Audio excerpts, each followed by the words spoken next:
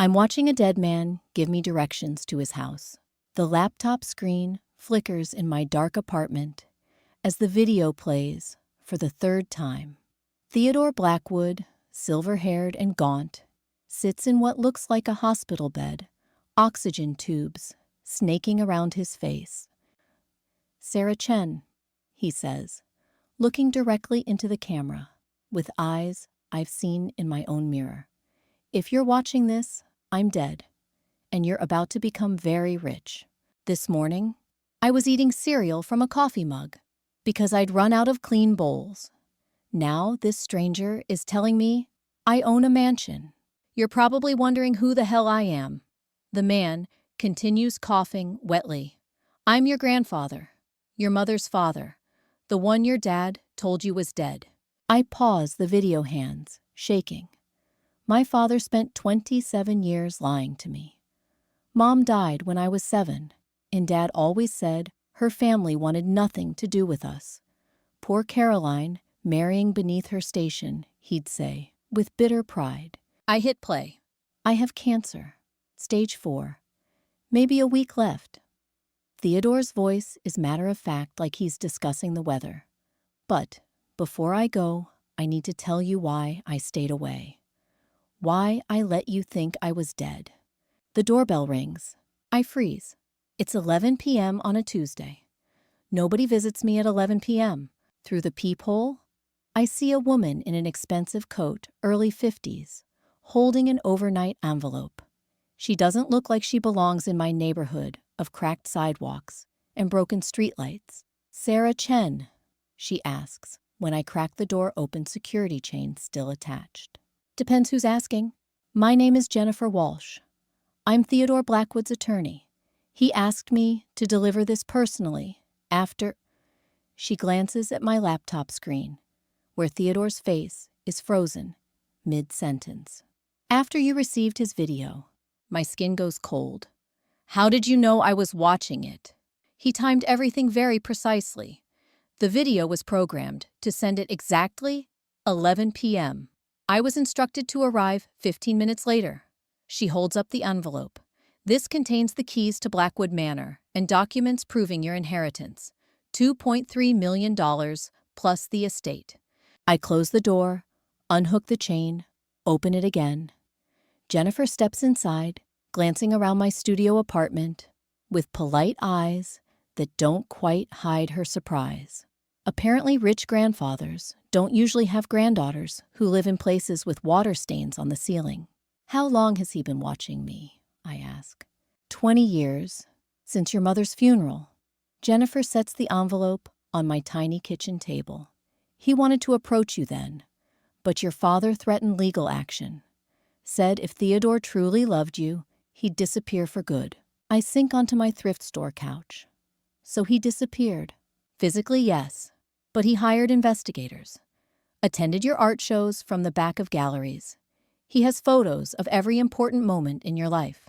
The video is still paused on my laptop. I hit play. "Your father made me choose." Theodore continues his voice, weaker now. "Stay away forever, or watch him poison you against me. I chose to stay away.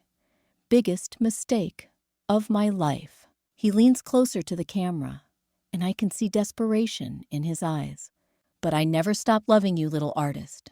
Every painting you've ever made, every gallery, show every success and failure. I was there, watching from the shadows. The private investigator I hired became like family. Marcus Webb. He'll be waiting for you at the manor." Theodore starts coughing, long and painful. When he recovers, his face is gray. "Sarah, there's something your father never told you. Something about your mother's death. About why she really died." His eyes bore into the camera. "Come to Moonhaven. Come home. The truth is waiting." The video ends. Jennifer is watching me carefully. He recorded that 3 days before he died. The cancer took him faster than expected. What did he mean about my mother's death? I don't know. He never told me everything, just said the truth was at the manor. I stare at the envelope on my table, heavy paper, expensive. Inside are keys to a life I never knew existed, and answers to questions I never thought to ask.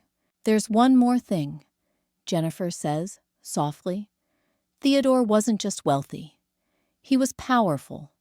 He owned half of Moonhaven, had business interests up and down the coast. When word gets out that you've inherited everything, she pauses. There are people who won't be happy about it. But what kind of people? The kind who've been waiting 20 years for Theodore to die so they could buy his properties for development. The kind who don't want some unknown granddaughter from San Diego standing in their way. Great. I'm inheriting enemies along with the money. My phone buzzes. Text from unknown number. We know you received the video. Don't go to Moonhaven. This is your only warning. I show Jennifer the message. Her face goes pale. Pack a bag, she says, standing quickly. Right now. I'm driving you to Moonhaven tonight. Why, what's wrong? Theodore thought this might happen. He made me promise to get you safely to the manor if anyone tried to intimidate you. She's already moving toward the door. There are things at Blackwood Manor that certain people would kill to keep buried. Another text. Your mother didn't die in an accident. My blood turns to ice. Mom died in a car crash. Single vehicle lost control on a rainy night. That's what Dad always told me. Jennifer, I whisper, holding up the phone. She reads the message and grabs my arm. We leave now. Trust no one except Marcus Webb. Theodore left specific instructions. If anything happened to you, Marcus would know what to do. I stuff clothes into a backpack, my hands shaking. 20 minutes ago, I was a broke graphic designer eating cereal for dinner. Now I'm running from people who might have killed my mother. Who else knows about the inheritance? I ask, as we head down the stairs. Officially just me and Marcus. But in a town like Moonhaven, secrets don't stay buried long. We reach her car, a black BMW that looks like it costs more than I make in 2 years. As Jennifer starts the engine, I catch a glimpse of headlights turning onto my street. Drive, I say urgently. Jennifer doesn't ask questions. She guns it, tires squealing as we take the corner. In the side mirror, I watch a dark SUV pull up to my building. They were watching your apartment, Jennifer says grimly. Theodore was right to be paranoid. We merge onto the freeway, heading north. San Diego's lights fall away behind us as we drive into the darkness toward a town I've never heard of, to claim an inheritance that might get me killed, to uncover the truth about a mother's death that apparently wasn't an accident. My phone buzzes again. This time, it's a call from the number that sent the threats. I answer. You should have listened. A man's voice says, cold, professional. Moonhaven isn't safe for you. Who is this? Someone who knew your grandfather well. Someone who knows what he really did for a living. There's a pause. Theodore Blackwood wasn't just a businessman, Sarah. He was a smuggler, a killer, and now you've inherited his enemies. The line goes dead. I look at Jennifer, who's gripping the steering wheel so tightly her knuckles are white. What did my grandfather really do? I ask. Jennifer's eyes meet mine in the rearview mirror. That's what we're going to find out. Moonhaven emerges from the fog, like a town that forgot to modernize. Victorian houses cling to cliffsides, their paint peeling from salt spray. Even at 2 a.m., I can smell the ocean. Wild and dangerous, nothing like San Diego's tame beaches. Jennifer's BMW climbs narrow streets that twist around the hillside. No streetlights, no traffic. Just the sound of waves crashing against rocks somewhere in the darkness below. There, Jennifer points through the windshield. Blackwood Manor rises from the fog, like something from a Gothic novel. 3 stories of Victorian excess, painted deep blue, with white trim that glows in our headlights. A tower reaches toward storm clouds, its windows dark except for one. A single light burns in what looks like the top floor. Marcus is waiting, Jennifer says. but her voice is tight with something that might be fear. We park in the circular drive. Gravel crunches under my feet as I step out, and the ocean wind cuts through my jacket like ice. The smell here is different. Seaweed. And something else. Something rotting. The front door opens before we reach it. Marcus Webb stands silhouetted against warm light from inside. Tall, maybe 60, with silver-streaked hair and hands that look like they've seen hard work. But it's his eyes that stop me cold. They're the same piercing blue as the man in the video, as Theodore's, as mine. Jesus Christ. He breathes, staring at my face. Caroline could be standing right there. You knew my mother. Knew her? Marcus laughs, but there's no humor in it. I was going to marry her. Jennifer makes a small sound behind me. Apparently this is news to her too. Marcus steps aside, gesturing us into a foyer that belongs in a museum. Hardwood floors gleam under crystal chandeliers. A staircase curves upward, its banister carved with intricate designs that hurt to look at too long.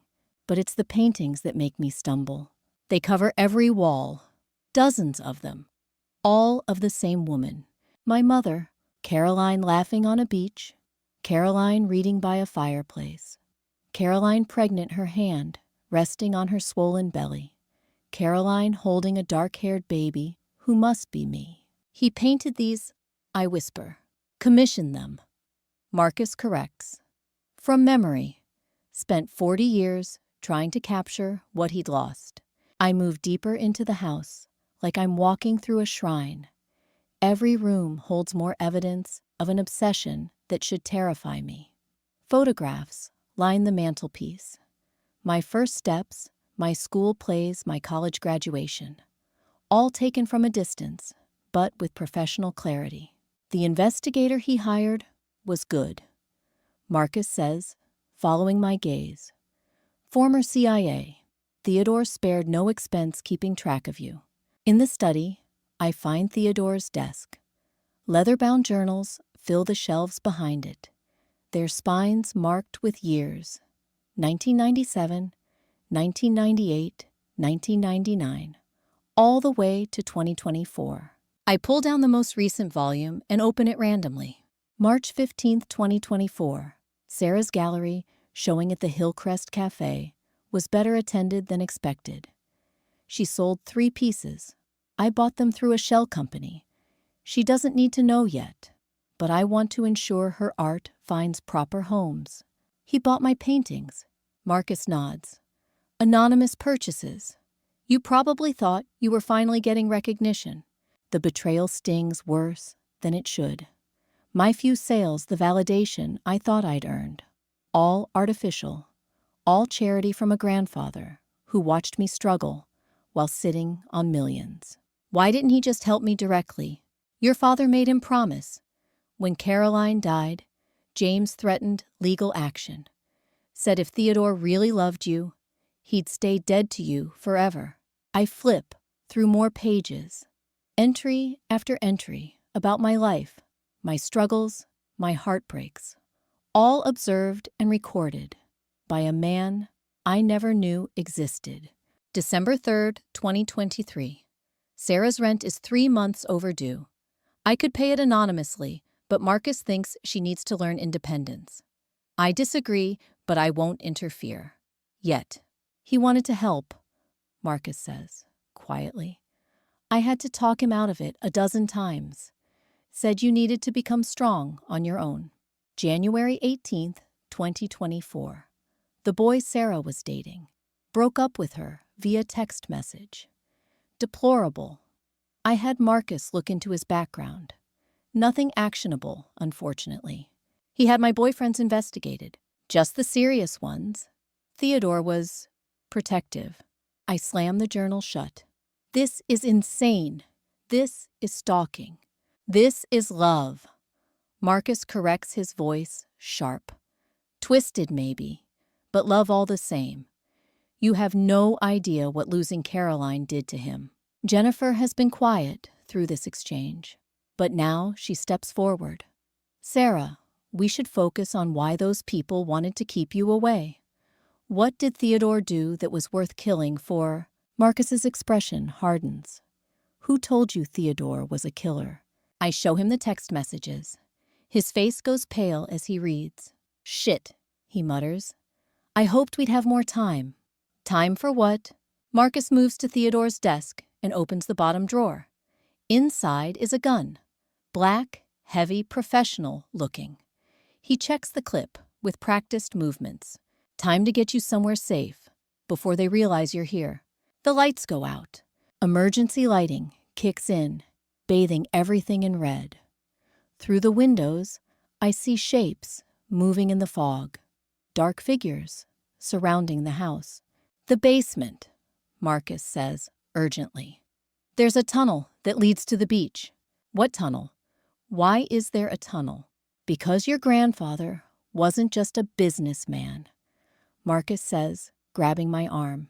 He was a smuggler. Rum during Prohibition, then drugs, then people.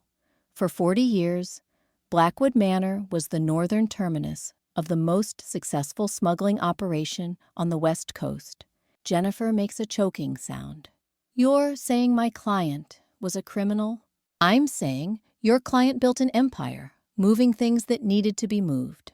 Marcus pulls a section of bookshelf away from the wall, revealing a hidden door. The town council, the police chief, half the county commissioners, all on Theodore's payroll. Footsteps on the front porch. Heavy boots, multiple people, but Theodore's dead. I protest as Marcus pushes me toward the hidden door. Why do they care about me? Because you inherited more than money, Marcus says grimly. You inherited the ledgers. 40 years of records documenting every payoff, every shipment, every dirty deal Theodore ever made. And some very powerful people want those records to stay buried.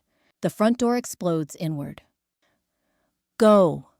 Marcus shoves me through the hidden door. Jennifer stumbles after me, her expensive heels catching on rough stone steps. The passage is narrow, carved from living rock. Emergency lighting strips provide minimal illumination. Behind us, I hear shouting, the sound of furniture being overturned. This way, Marcus whispers, leading us down a corridor that slopes toward the ocean. The smell of salt water grows stronger. How many people know about this tunnel? Jennifer asks, her voice echoing off stone walls. Too many, Marcus replies. Theodore got careless in his old age, started trusting people he shouldn't have. We reach a heavy wooden door. Marcus unlocks it with an old skeleton key, and suddenly, we're outside on a rocky beach. The Pacific stretches away into darkness, waves crashing against the base of the cliff. There's a boat, Marcus says, pointing to a small dock I can barely see in the fog. We can reach it if we're careful. But as we step onto the beach, floodlights blaze to life above us. Men in dark clothing rappel down the cliff face like military commandos. We're surrounded. A voice calls out through a megaphone. Sarah Chen, we know you're down there. All we want are the ledgers. What ledgers? I shout back. I don't know anything about ledgers. Marcus grabs my shoulder. They're in your mother's room. The tower suite. Theodore hid them where only family would think to look. You mean they're still in the house? Behind one of Caroline's paintings.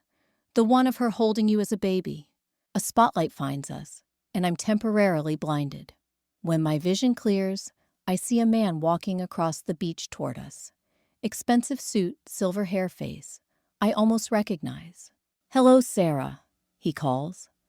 My name is David Crane. I was your grandfather's business partner. Business partner, not enemy. Partner. I don't understand, I say. Crane stops 20 feet away, just outside the reach of the waves. Theodore cut me out when he got sick. Decided to go legitimate, wash his hands of 40 years in the trade. But you can't just walk away from our kind of business. What kind of business? Sigh. Human trafficking. Crane says simply, moving people who need to disappear, sometimes because they're running from the law, sometimes because they're running from worse things. We provided a service. My stomach turns. This is what I've inherited. A criminal empire built on human misery. Theodore thought he could buy his way into heaven by leaving everything to his pure, innocent granddaughter. Crane continues. But those ledgers contain 40 years of client names, politicians, judges, CEOs, people who paid us to make their problems disappear, people who will kill to keep their secrets safe. Then destroy the ledgers, I say. I don't want any part of this. Crane smiles, and it's the coldest thing I've ever seen. Too late for that. You've already been marked as Theodore's heir. The only way you survive this is by taking over the business. Marcus steps protectively in front of me. The hell she will. Or, Crane continues as if Marcus hasn't spoken, you give us the ledgers and disappear forever. New identity, new life, enough money to stay hidden. But you can never come back to California, and you can never acknowledge your connection to Theodore Blackwood. And if I refuse, then you'll have an accident, just like your mother did. The words hit me like a physical blow. You killed her. Carolyn figured out what Theodore was really doing, threatened to go to the FBI. We couldn't allow that. Crane's voice is matter of fact, like he's discussing the weather. The car accident was quick, painless. More mercy than we usually show. Rage builds in my chest, hot and violent. These people murdered my mother and let me grow up thinking it was a random tragedy. Where are the ledgers, Sarah? Crane asks. I look at Marcus, who nods almost imperceptibly. I understand. He's telling me to lie to buy us time. I'll get them, I say. But I go alone. Crane's men escort me back up the cliff path, like I'm a prisoner being led to execution. The floodlights are gone, but armed figures patrol the manor's grounds. Through the broken front door, I can see they've torn apart Theodore's study, looking for the ledgers themselves. 20 minutes, Crane calls after me. Then we come up and get them ourselves. I climb the grand staircase alone, my footsteps echoing in the silence. The second floor is a gallery of more paintings. Caroline in a dozen different poses, all capturing a happiness that must have died when she learned the truth about her father. The tower suite is on the third floor. Theodore's video mentioned it was Caroline's room, painted when she was pregnant with me. The door is unlocked. Inside, I find a time capsule. The walls are covered in murals. Not professional paintings, but the work of someone young and hopeful. Ocean scenes, mountain landscapes, a nursery rhyme, border around the ceiling. Caroline painted this room for me, dreaming of the life we'd have together. A crib sits in the corner, handmade from driftwood. Mobile hanging above it, with carved whales and dolphins. Rocking chair by the window, positioned to look out at the sea. This is where I should have grown up. This is the life my mother planned before she discovered what her father really was. The painting Marcus mentioned hangs above the crib. Caroline holding a dark-haired baby, both of us bathed in golden light. But something's wrong with the frame. It's slightly crooked, hanging loose on one side. I lift it carefully from the wall. Behind it is a safe, built into the stone wall itself. The combination lock is old-fashioned, with 4 digits. What would Theodore use? My birthday, Caroline's. I try my birth date first. 0715. Nothing. Caroline's birthday. 0328. The safe clicks open. Inside are 3 leather-bound ledgers, their pages yellowed with age. Names, dates, amounts of money. A 40-year record of human trafficking, disguised as legitimate business transactions. But there's something else. A letter addressed to me in Theodore's handwriting. Sarah, if you're reading this, then David Crane has shown his true colors, and you know the worst about me. I won't insult you by making excuses. I built an empire on human suffering, and I've spent 20 years trying to atone for it. The ledgers contain evidence that will destroy dozens of powerful people. Politicians who bought their way out of scandals. Judges who made inconvenient cases disappear. CEOs who had whistleblowers silenced permanently. But they also contain evidence of something else. Proof that your mother was murdered. And by whom? Crane thinks he's the only one who knows about your mother's death. But I recorded everything. Hidden cameras in the meeting, where he planned it. Audio recordings of him giving the orders. It's all in the third ledger, the red one. You have a choice now. Use this evidence to destroy Crane and expose the network, or take the money and run. I won't judge you either way. You've suffered enough for my sins. There's a way out if you want it. Marcus knows about the offshore accounts, the safe houses, the new identities I prepared. You could disappear tonight and never look back. But if you choose to fight, know that you won't be fighting alone. There are others who want to see this empire fall. Federal agents who've been building a case for years, waiting for the right moment to strike. The phone number at the bottom of this letter belongs to Agent Patricia Vance, FBI. She's been investigating the network for 5 years. Call her if you're ready to end this. I'm sorry for the life I stole from you. I'm sorry for the mother you lost. But I'm proud of the woman you've become despite it all. Your grandfather Theodore. P.S. The real treasure isn't the money or the house. It's in your mother's art supplies, where she hid something special for you. I look around the room with new eyes.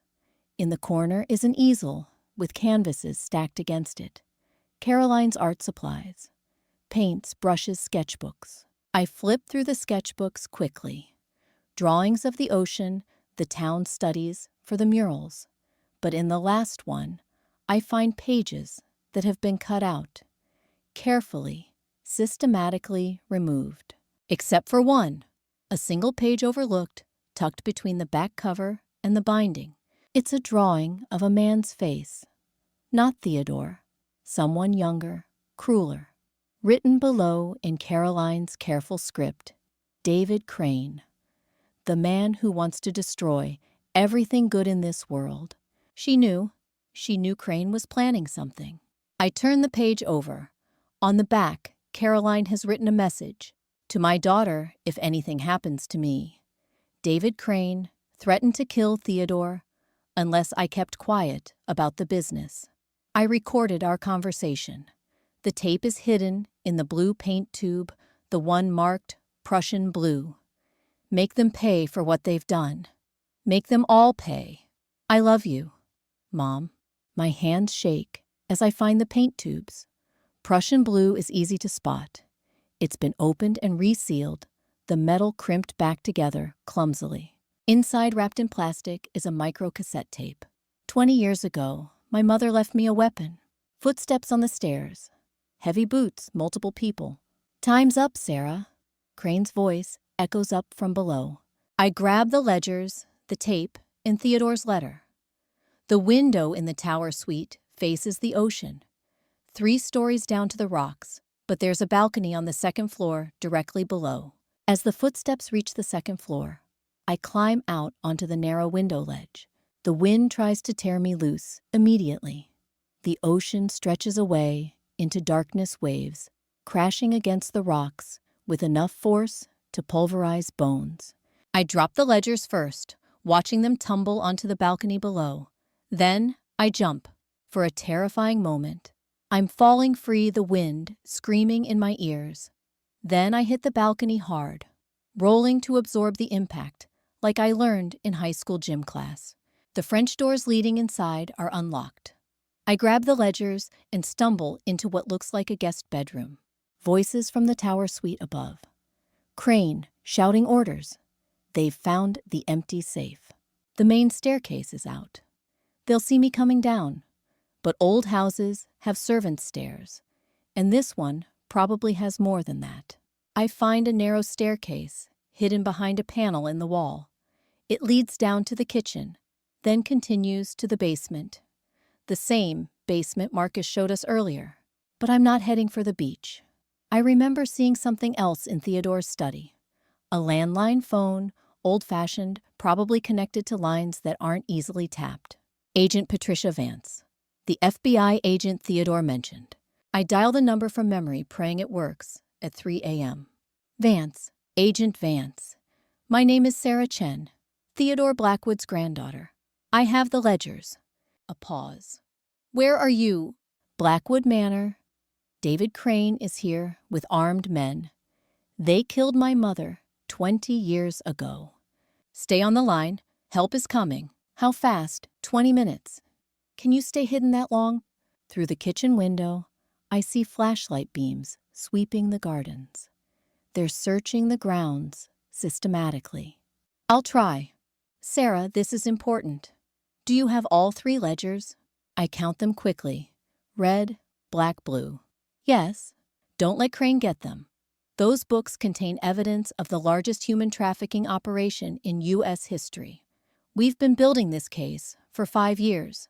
My grandfather was working with you. For the last 2 years, yes. He wanted to make amends before he died. The front door slams open. Crane's voice closer now.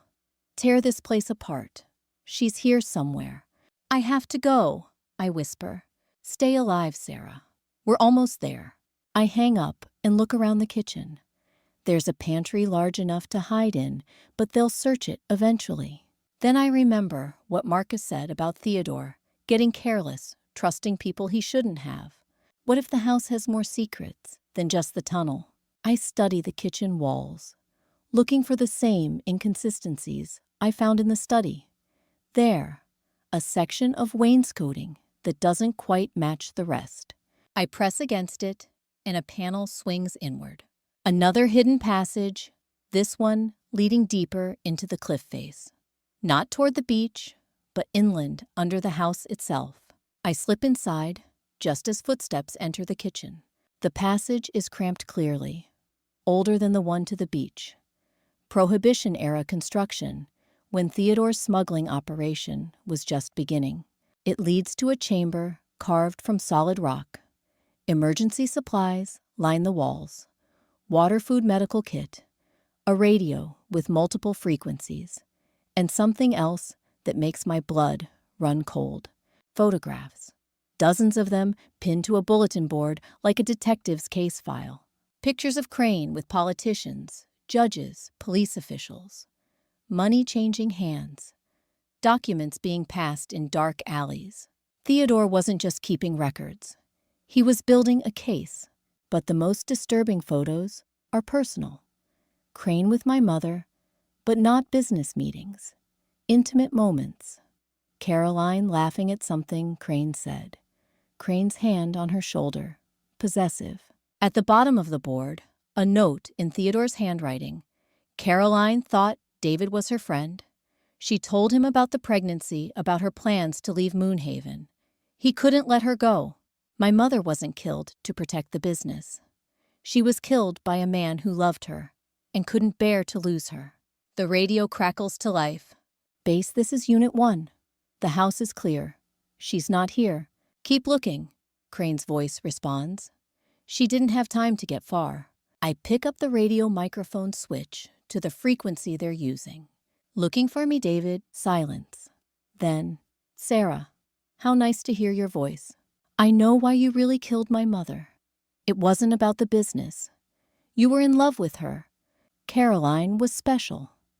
Crane admits his voice, soft over the radio. She could have been happy with me, but she chose your father instead. A nobody, a man with no vision, no ambition. So you murdered her. I gave her a choice. Leave with me, start over, somewhere safe, or stay and watch her father's empire burn, with everyone she loved inside it. His voice hardens. She chose to betray me, to throw away everything we could have had together. You're insane. I'm practical. Come out now, Sarah, and I'll make this quick. Keep hiding, and I'll burn the house down around you. Through the radio, I hear vehicles approaching, multiple engines moving fast. "That's not the cavalry," Crane says, reading my thoughts. "That's more of my people. The FBI isn't coming, Sarah. Agent Vance works for me." My heart stops. If that's true, then help isn't coming. I'm alone. But then I hear something that changes everything. Sirens. Real sirens, not just vehicles. Actually, David, a new voice, cuts through the radio chatter. "Agent Vance works for the Federal Bureau of Investigation, and you're under arrest." The hidden chamber shakes as something explodes above me. Dust rains from the ceiling, and the radio goes silent, except for static. I wait, counting heartbeats, listening for voices that might tell me who's winning the battle outside. Nothing but the distant sound of sirens and what might be gunfire. The FBI arrived faster than promised, but that doesn't mean I'm safe. Crane had armed men, military training. Federal agents or not people are going to die tonight. I need to get out of here. The passage leads deeper into the cliff, but there has to be another exit. Theodore wouldn't have built a hiding place with only one way out. Following the tunnel, I find a junction. One path slopes upward, probably back to the house. The other continues deeper, toward what sounds like machinery. I take the deeper path and emerge into a cavern that takes my breath away. It's a complete smuggling operation, preserved like a museum. Wooden crates labeled with dates from the 1920s, a rail system leading to a loading dock carved from the cliff face.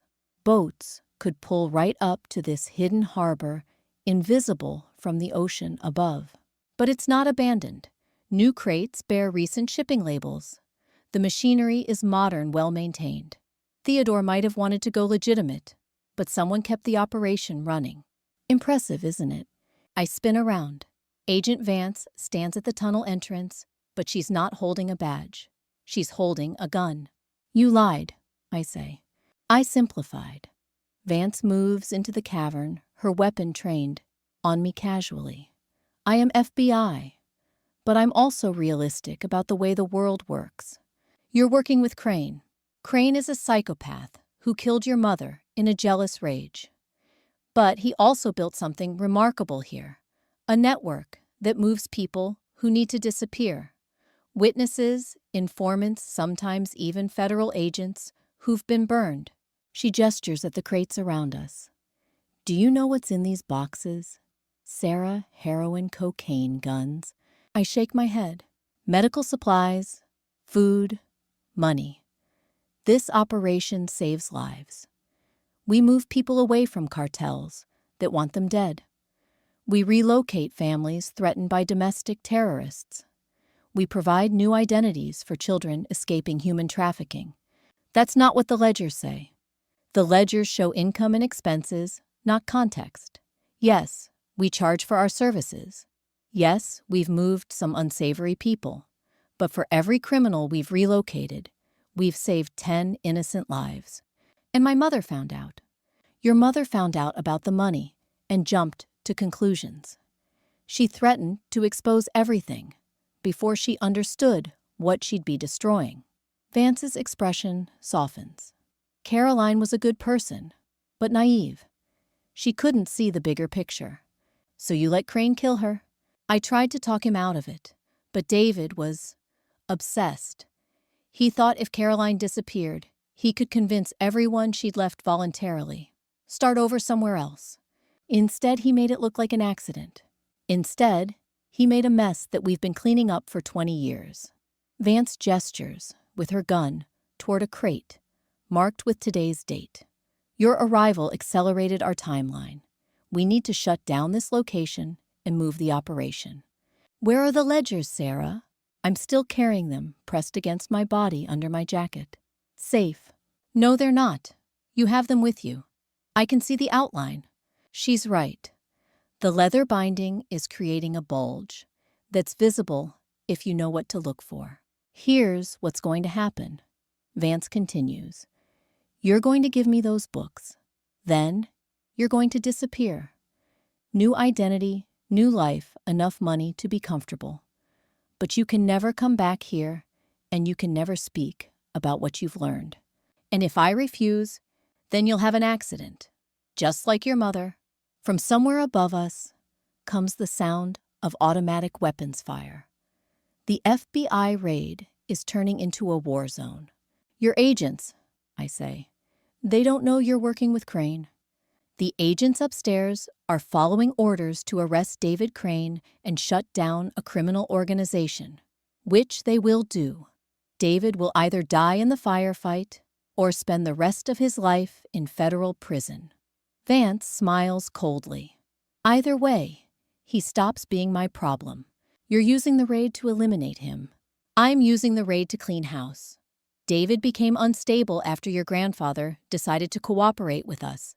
Started making threats, taking unnecessary risks. Time for new management. She gestures toward a motorboat tied up at the hidden dock. That boat will take you to a cargo ship waiting offshore. From there, you can go anywhere in the world. Just not back here. What about justice for my mother? Your mother died 20 years ago. Justice won't bring her back. But the work we do here saves lives every day. Is your need for revenge worth destroying that, for a moment, I almost believe her? Maybe Vance is right. Maybe this operation does more good than harm. Maybe Caroline's death, however tragic, was the price of keeping something important alive. Then I remember the fear in Marcus's voice when he talked about the people Theodore transported. The way Crane spoke about making problems disappear. The casual way both of them discussed murder. This isn't about saving lives. It's about power and money dressed up as something noble. No deal, I say. Vance sighs. I was hoping you'd be reasonable. She raises her gun, and I dive behind a stack of crates, just as she fires. The bullet splinters wood inches from my head. Sarah, this is pointless, Vance calls. There's nowhere to run. She's wrong. The cavern has multiple levels cargo cranes loading equipment. Plenty of places to hide if I'm smart about it. But hiding won't solve anything. I need to get these ledgers to someone who will actually use them for justice, not to protect a criminal organization. The radio in my jacket crackles. I'd forgotten I was still carrying the handheld from the hidden chamber. All units, this is Commander Walsh. Crane is down. Repeat, David Crane is dead. Copy that, another voice responds. What's the status on the primary target? Still searching. Agent Vance hasn't reported in. I key the microphone. This is Sarah Chen. Agent Vance is in the smuggling cavern beneath the house. She's working with Crane's organization. Silence. Then, Sarah, this is Commander Walsh. Are you safe? For now, but Vance has me pinned down. We're sending a team to your location. Can you describe where you are? Before I can answer, Vance appears on the catwalk above me, gun aimed at my hiding spot. Throw the radio out, she orders. And the ledgers. I toss the radio, but keep the books. How did you find me? Thermal imaging. You're the only warm body in this cavern. She starts climbing down the ladder toward my level. Last chance, Sarah. The boat or the bullet. There's a third option. I pull out the microcassette tape my mother left me. Caroline recorded your conversation with Crane 20 years ago. She knew you were planning to kill her. Vance freezes. That's impossible. She hid it where you'd never think to look. With her art supplies. My mother was a lot smarter than you gave her credit for. Even if that's true, a 20-year-old tape proves nothing. It proves conspiracy to commit murder. It proves you and Crane planned her death together. I hold up the tape where she can see it. My mother's voice describing how you threatened to kill Theodore unless she kept quiet about the business. Your voice explaining how the car accident would be arranged. Vance's face goes pale. Give me the tape. Come and take it. She starts down the ladder, moving faster now. But she's focused on me, not on the sounds coming from the tunnel entrance. FBI agents flood into the cavern tactical gear, and assault rifles trained on everything that moves. Federal agents, drop your weapon. Vance spins gun, swinging toward the agents. I use the distraction to run for the boat dock.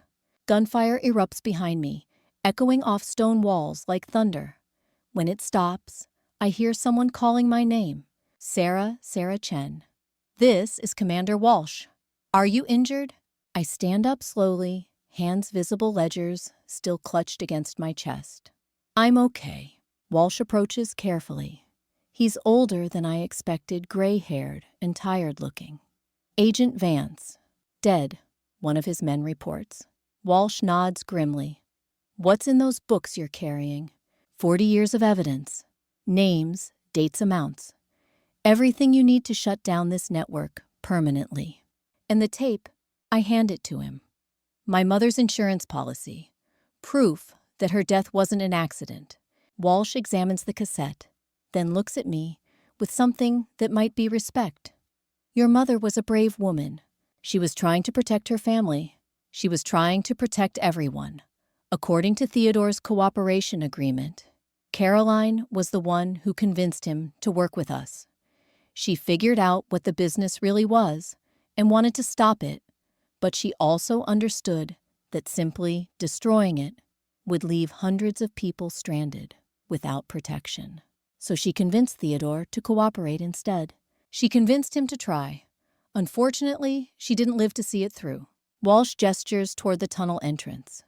Come on, let's get you out of here. You've been through enough for one night. As we walk through the smuggling tunnels toward the surface, I think about Caroline painting that tower room, dreaming of the life we'd have together. She died, trying to make the world safer for me, not knowing I'd someday have to finish what she started. Commander Walsh? Yes. What happens to Blackwood Manor now? That depends on what you want to happen to it. I want it to be what my mother intended. A place for families, not criminals. Walsh smiles. I think we can arrange that. 6 months later, I'm standing in the same tower room where I found the ledgers. But everything has changed. The walls are still covered with Caroline's murals, but now they're illuminated by new windows. Larger ones that let in more light from the ocean. The crib is gone. In its place stands an easel where I've been working on a painting of the harbor. Not from memory or photographs, but from life. This is my studio now. The first families arrive next week, Marcus says from the doorway. He's wearing a suit instead of work clothes, looking uncomfortable but dignified. The Blackwood Foundation officially opens 7 days from now. A residential facility for families in witness protection, people who need a safe place to start over. We're working with the FBI, but on our terms this time. Are you ready? Marcus asks. You're the one who has to run this place. Marcus accepted the position of director reluctantly. He'd spent 40 years helping Theodore run a criminal enterprise. The chance to use those same skills for something legitimate appealed to him. I've been thinking about your mother, he says, looking at the mural of the ocean. What she'd think of all this. She'd probably laugh at the irony. The house she died trying to shut down becomes a place that saves families. She always said this place had good bones. Just needed the right purpose. Through the window, I can see construction crews putting finishing touches on the security fence.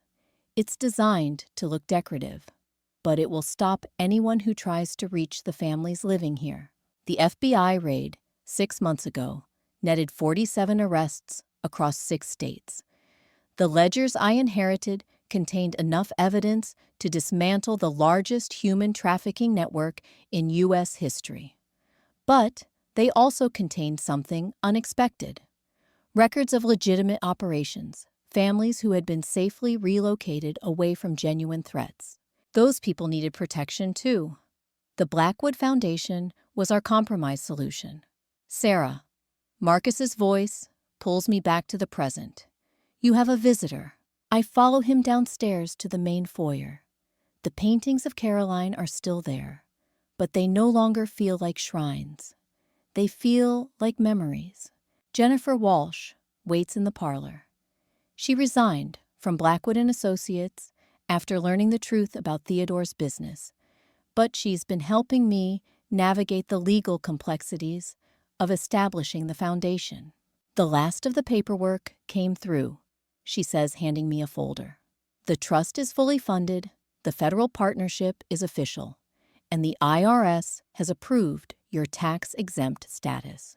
How much money is left after buying out Crane's silent partners and paying restitution to verified victims?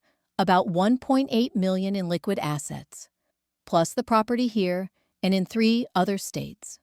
Enough to run the foundation for at least 10 years, assuming reasonable operating costs. After that, you'll need additional funding sources.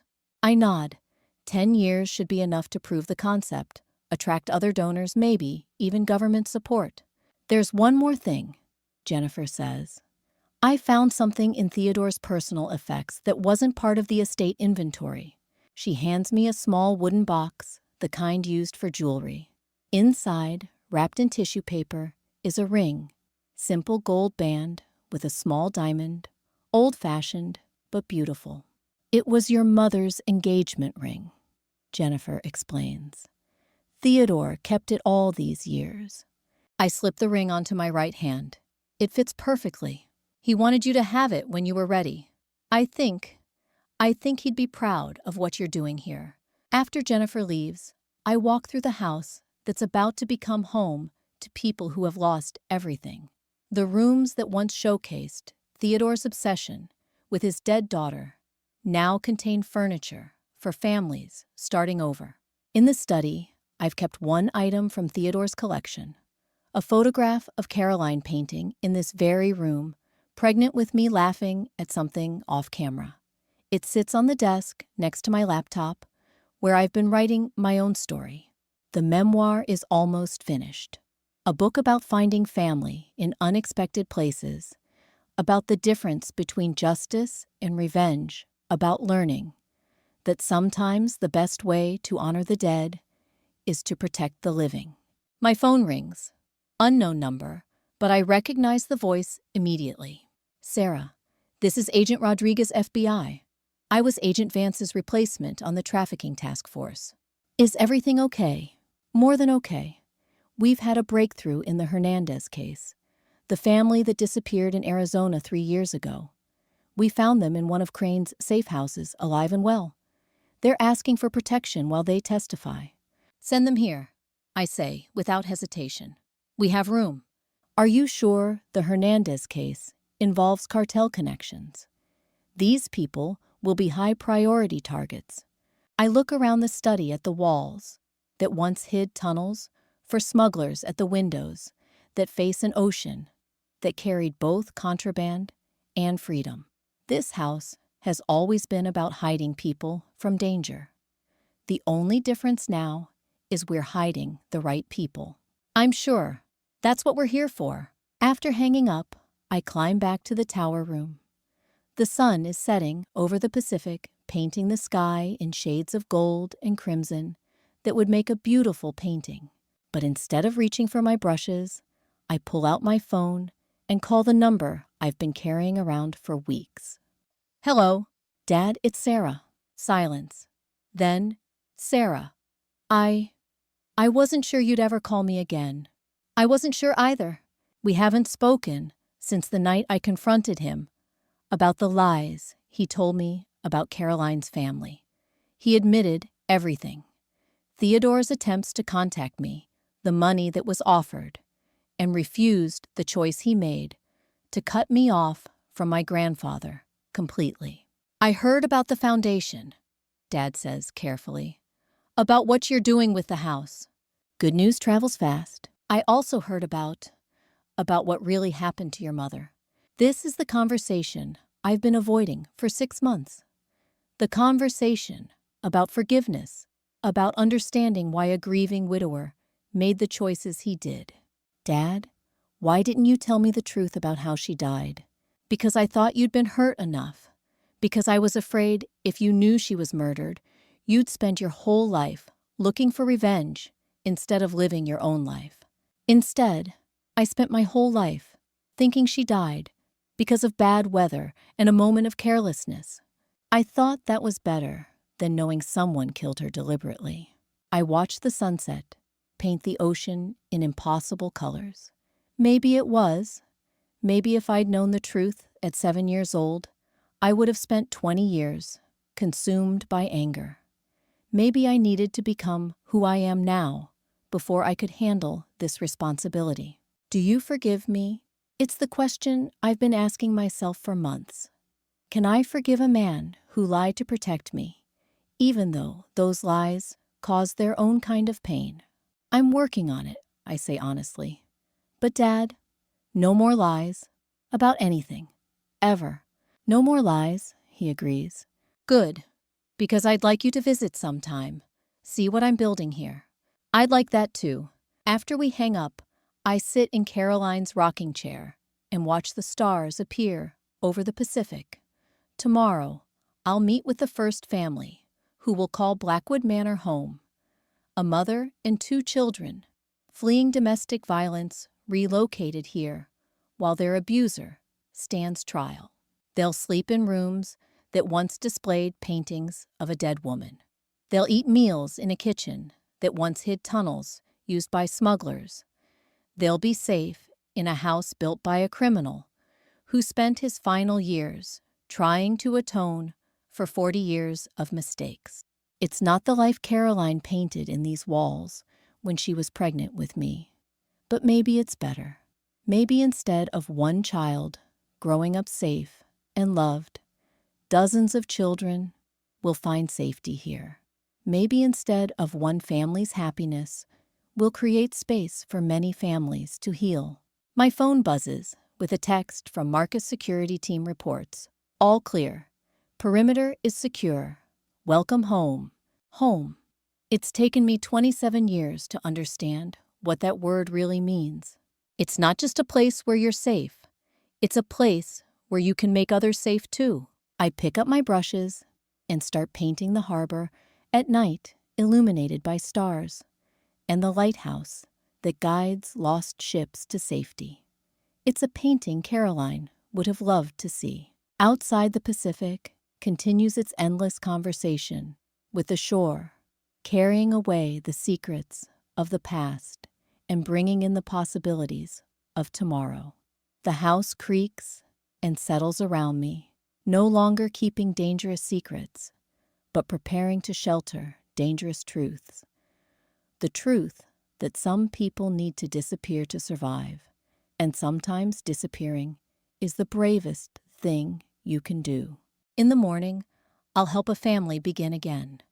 Tonight, I'll finish this painting and hang it next to my mother's portrait, 2 generations of women who found their purpose in protecting the people they loved.